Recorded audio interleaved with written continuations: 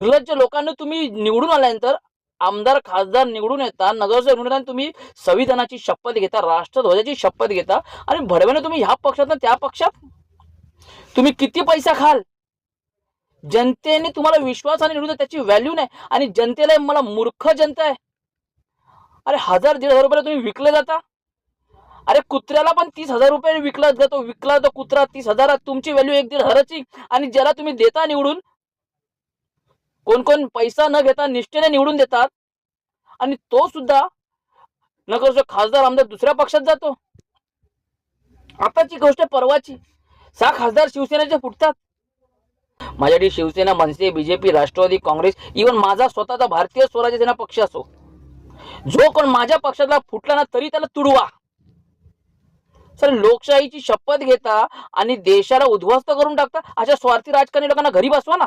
आमदाराचा मुलगा आमदार होतो, खासदार होतो, मंत्री होतो, नगरसेवक होतो आणि तो भरवा ह्या पक्षात त्या पक्षात. अरे किती घाणं राजकारण.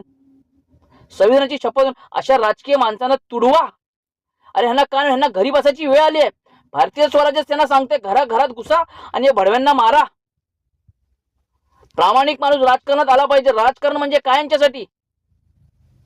राजकारण म्हणजे देशाला लुटायचं, राजकारण म्हणजे जनतेचा पैसा लुटायचा. आज निवडून येतं लगेच त्या पक्षात जाता. हे स्वार्थाचं राजकारण बंद करायचं असेल ना तर मला जनतेला आव्हान करायचंय. मग तो कुठल्याही पक्षाचा असो, त्याला पुन्हा निवडून आला नाही पाहिजे हे प्रत्येकाने दखल घ्या. आणि मला असं वाटतं जो कुठला पक्ष फुटतोय ना त्या पक्षाने पण इकडनं उडी मारून तिकडनं उडी मारून त्या माणसाला उमेदवारी देऊ नका. चला, हे दुसऱ्याला सोडून देतात ना, उद्या तुम्हाला सोडून जातील. त्यांच्यासाठी निष्ठा धाब्यावर बसली आहे. सर, मला लोकशाहीचं वाईट वाटतं. यांना लोकशाहीचं घेणं देणं नाही, यांना देशाचं घेणं. यांना फक्त पैसा मिळतोय म्हणून उडी मारायची. यांना पैसा मिळतो म्हणून उडी मारायची, स्वतःचं घर भरायचं. आणि कधी कधी असं वाटतं खासदार एका पक्षात, मुलं दुसऱ्या पक्षात. अरे असं चालतं का? तुम्ही टाइमपास करून ठेवलाय. अरे जनतेला मला रिक्वेस्ट करायची, अशा लोकांना का निवडून देताय? वेगळा प्रवाह निर्माण करा.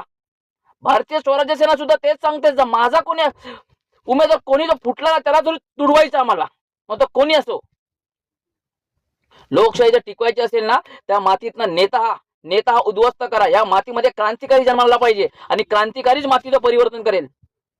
हे विचार पाठवा लोकांपर्यंत. ज्याला राग येईल त्याला राग येऊ द्या. जय हिंद, जय शिवराय.